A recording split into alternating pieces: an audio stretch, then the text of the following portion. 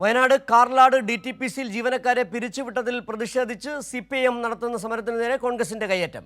മാനദണ്ഡ വിരുദ്ധമായാണ് ജീവനക്കാരെ പിരിച്ചുവിട്ട്. അതേസമയം കാർലാട് അഡ്വഞ്ചറിലേക്ക് തുറക്കാൻ അനുവദിക്കില്ലെന്നും തൊഴിലാളികൾ. ഇപ്പോൾ വിവരങ്ങളുമായി ജോഷില ചേരുകയാണ്. ജോഷില, ഇപ്പോൾ ഈ CPM പ്രവർത്തകർക്ക് നേരെയാണ് കോൺഗ്രസ് അക്രമം അഴിച്ചുവിടുന്നത്. എന്താണ് പറയുന്നത്?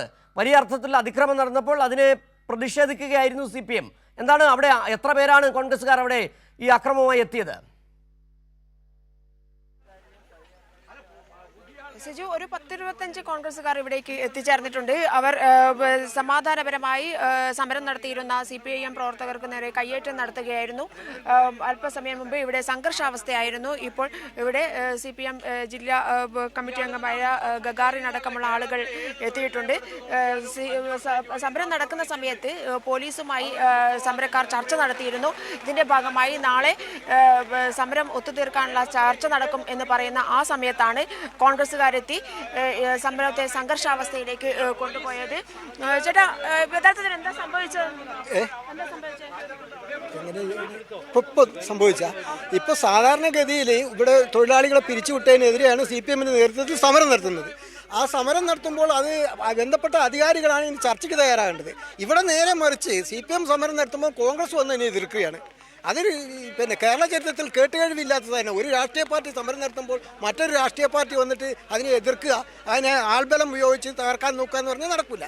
തൊഴിലാളികളെ പിരിച്ചുവിട്ട തൊഴിലാളികളെ കാരണം കാണിക്കണം. കൃത്യമായി ഇന്ന കാരണത്താലാണ് നിങ്ങളെ പിരിച്ചുവിട്ടിരിക്കുന്നത്, അല്ലെങ്കിൽ പുതിയ ആളുകളെ എടുക്കാൻ വേണ്ടി ഇന്ന മാനദണ്ഡ പ്രകാരമാണ് എടുക്കുന്നതെന്ന് കാണിക്കണം. ഇത് രണ്ടും ഇല്ലാത്തൊരവസ്ഥയാണ് അവിടെയുള്ളത്. അത് നടക്കില്ല എന്നാണ് CPM പറയുന്നത്. ഇപ്പോൾ ചർച്ച നടന്നുകൊണ്ടിരിക്കുകയാണ് സിജു. സംഘർഷാവസ്ഥയ്ക്ക് അല്പം അയവ് വന്നിട്ടുണ്ട്. CPM നേതാക്കളെല്ലാം തന്നെ, ജില്ലാ കമ്മിറ്റി നേതാക്കളൊക്കെ തന്നെ എത്തിച്ചേർന്നിട്ടുണ്ട്. ജോഷിലെ, ഈ നേരത്തെ ആ CPM പ്രവർത്തകൻ പറഞ്ഞതുപോലെ ജീവനക്കാരെ ഇവിടെ 5 വർഷമായി ജോലി ചെയ്യുന്ന തൊഴിലാളികളെ ഇറക്കി വിട്ടിട്ട് UDF 5 ആളുകളെ പകരം കയറ്റണം. ജോലി ചെയ്യുന്ന ആളുകൾക്ക് പകരം വേറെ ആളെ കയറ്റാണ്. ഞങ്ങൾക്കിവിടെ DTPCയിൽ പുതിയ ആളുകളെ ജോലിക്ക് കയറ്റുന്നതിന് ഞങ്ങൾ എതിർപ്പില്ല, വിയോജിപ്പില്ല. DTPCയിൽ ജോലിക്ക് ഒഴിവുണ്ടെങ്കിൽ പുതിയ ആളുകളെ കയറ്റാം. പക്ഷേ ഇവിടെ ചെയ്യുന്നത് കേരളത്തിൽ നിലനിൽക്കുന്ന തൊഴിൽ നിയമത്തിൻ്റെ തന്നെ പൂർണ്ണ ലംഘനമാണ്. കാരണം ഇന്ത്യയിൽ BJPയുടെ ഗവൺമെൻറ് കൊണ്ടുവന്ന തൊഴിൽ കോഡുകൾക്ക് കേരളത്തിൽ ഇതുവരെ ചട്ടം രൂപീകരിച്ചിട്ടില്ല.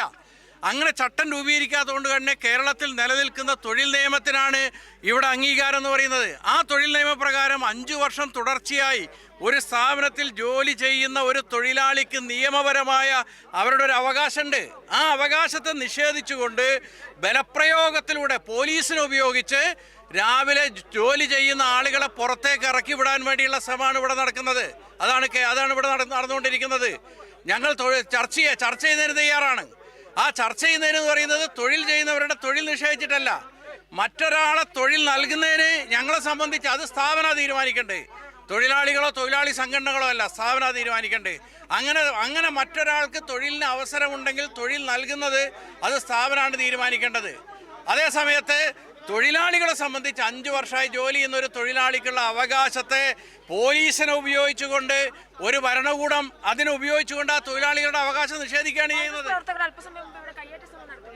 അല്ല, അതെ ഞാൻ ചോദിക്കട്ടെ, ലോകത്ത് ഏതെങ്കിലും ഒരു സ്ഥാപനത്തിലെ തൊഴിലാളിയുടെ തൊഴിലുമായി ബന്ധപ്പെട്ട പ്രശ്നത്തിന് ആ തൊഴിലാളികൾ അവരുടെ തൊഴിൽ നിലനിർത്താൻ ആവശ്യപ്പെടുമ്പോൾ രാഷ്ട്രീയമായി സംഘടിച്ചുവെന്ന് ആക്രമിക്കുന്ന രീതി ഉത്തരേന്ത്യയിലെ BJPയുടെ രീതിയല്ലേ, RSSന്റെ രീതിയല്ലേ?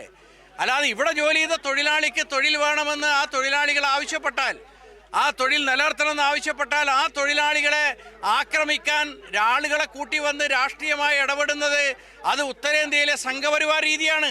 അതാണ് ഇവിടെ കോൺഗ്രസ് ചെയ്യാൻ വേണ്ടി ശ്രമിക്കുന്നത്. അധികാരം ഉപയോഗിച്ചുകൊണ്ട്, പോലീസിനെ ഉപയോഗിച്ചുകൊണ്ട് ആളുകളെ കൂട്ടി വന്ന് തൊഴിലാളികളുടെ അവകാശങ്ങളെ നിഷേധിക്കുന്ന രീതിയിലുള്ള നിലപാട് സ്വീകരിക്കുകയാണ്. അതാണ് ഇവിടെ ചെയ്തുകൊണ്ടിരിക്കുന്നത്.